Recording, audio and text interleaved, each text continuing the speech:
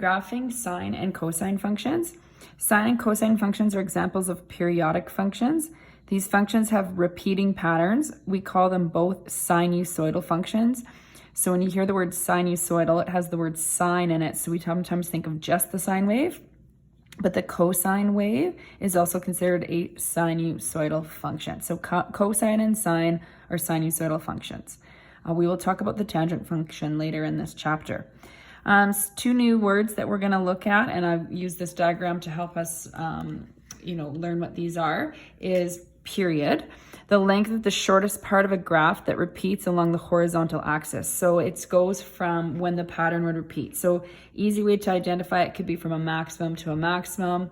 You could also look at a minimum to a minimum. If you're going to look at we call this the median, this middle line here, the central axis is the median.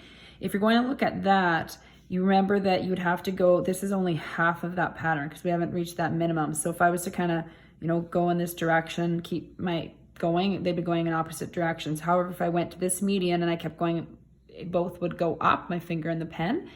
So that would be from here to here would be considered a period as well. The amplitude, let's read this. The distance from the maximum or minimum point to the median. So the amplitude would be this distance right here, or sometimes we look right within here. I also drew another one here. Amplitude is here or here. We also call this a vertical stretch when we're talking about transformations.